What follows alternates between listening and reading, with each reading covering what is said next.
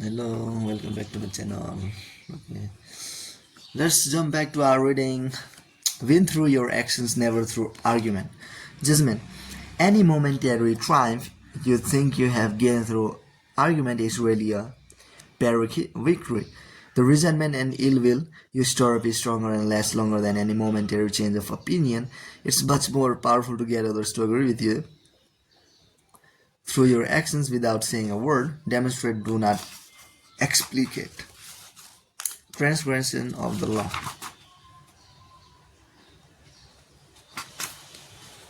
Transgression of the law. In 131 BC, the Roman consul published Crassus Divis Mucianus, laying siege to the Greek town of Pergamus, found himself in the need of a battering ram to force through the town's walls. He had seen a couple of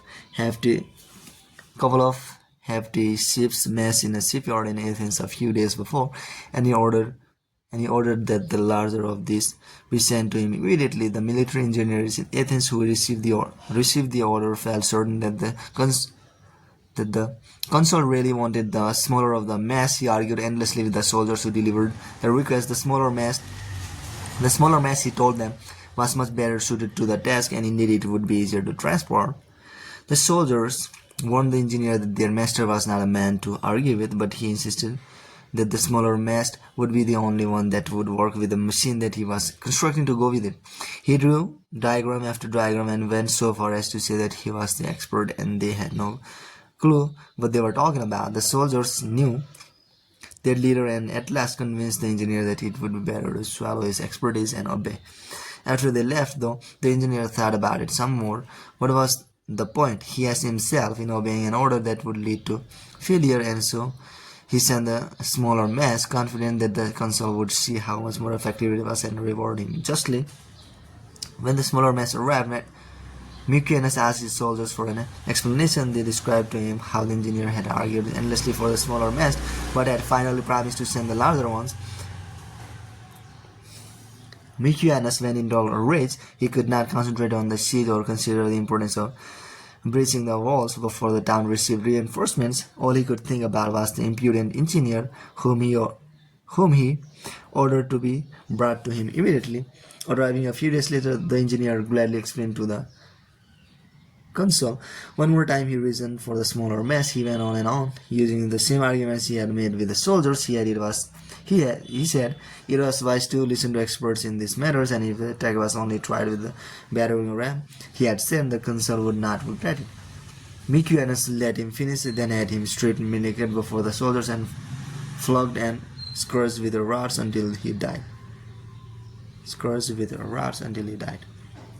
Interpretation. The engineer, whose name has not been recorded by history, had spent his life designing masts and pillars and was respected as the finest engineer in the city that had excelled in the science. He knew that he was right. A smaller ram would allow more spread and carry more force. Large is not necessarily better. Of course, the consul would see his logic and would eventually understand that the science is neutral and reason superior. How could the consul possibly persist in his ignorance of if the engineer showed him details, diagrams, and explained the theories behind his advice? The military engineer was the quintessence of the arguer, or type found everywhere among us. The arguer does not understand that words are never neutral, and that by arguing with a superior he impugns the intelligence of one more powerful than he. He also has no awareness of the person he is dealing with, since each man believes that he is right, and words will rarely convince them otherwise. The arguer reasoning falls on deaf ears. When concerned, he only argues more, digging his own grave. Once he has made the other person feel insecure and inferior in his beliefs, the eloquence of Socrates could not save the situation. It's not simply a question of avoiding an argument with those who stand above you. We all believe we are masters in the realm of opinions and reasoning. You must be careful then. Learn to demonstrate the correctness of your ideas indirectly. Observance of the law.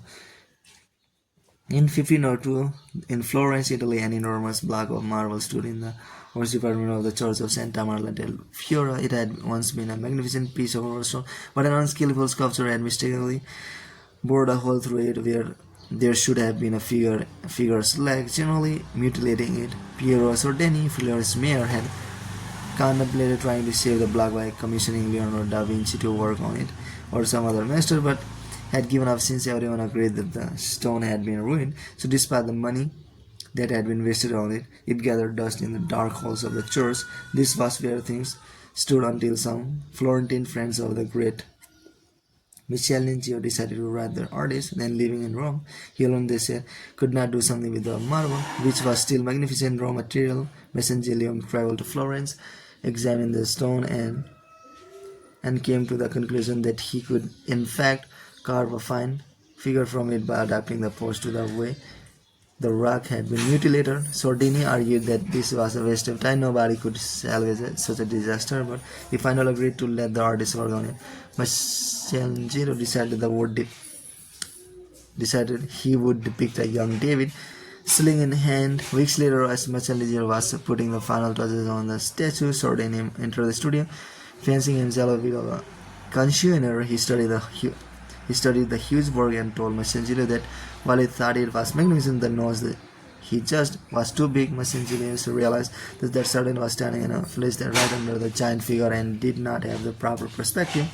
Without a word, he gestured for Sordini to follow him up the scaffolding. Reaching the nose, he picked up his chisel as well as a bit of marble dust that lay on the planks.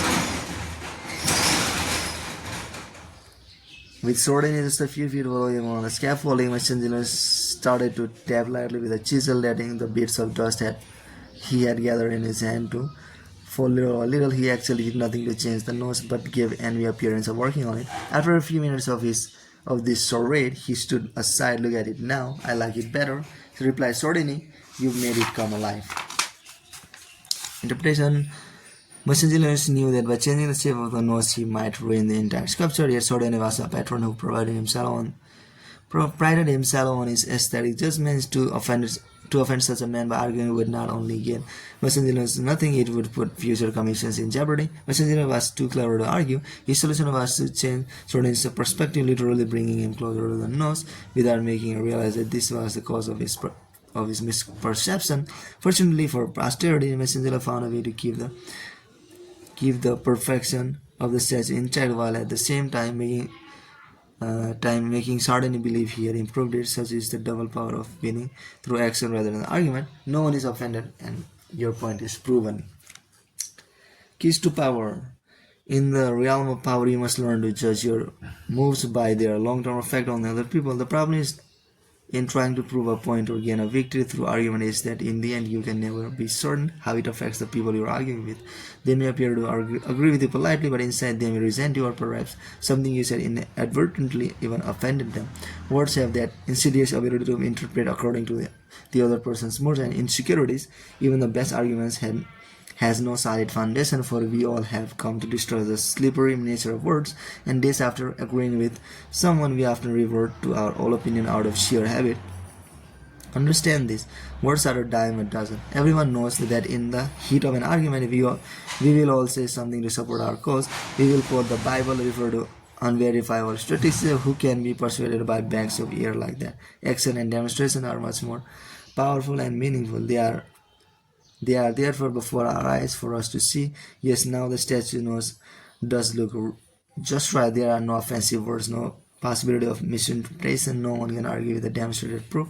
As Belstrike Gratian remarks, the truth is generally seen, rarely heard. Sir Christopher Wren was England's version of the Renaissance man. He had mastered the science of mathematics, astronomy, physics, and physiology.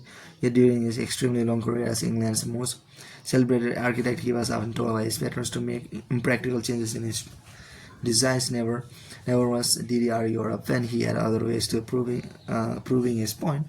In 1688, Wren designed a magnificent town hall for the city of Westminster. The mayor, however, was not satisfied. In fact, he was nervous.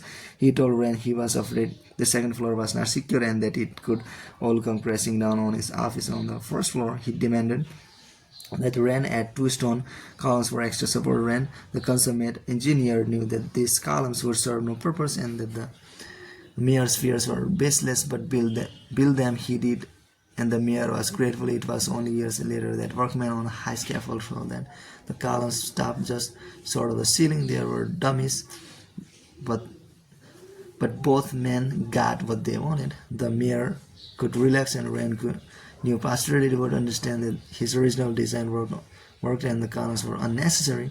The power of demonstrating your idea is that your opponents do not get defensive and are therefore more open to persuasion, making them literally and physically feel your meaning is infinitely more powerful than argument. A heckler once interpreted Nikita Khrushchev in the middle of a speech in which he was denouncing the crimes of Stalin.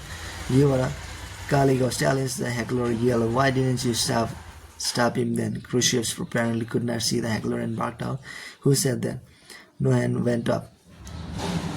No one moved a muscle. After a few seconds of tense silence, Khrushchev finally said in a quiet voice, "Now you know why I didn't stop him." Instead of just arguing that anyone facing Stalin was afraid, knowing the slightest sign of rebellion would mean certain that he had made them feel what it was like to face Stalin, had made them feel the paranoia, the fear of speaking up, the terror of confronting the leader in the Khrushchev. The demonstration was visceral and no more argument was necessary.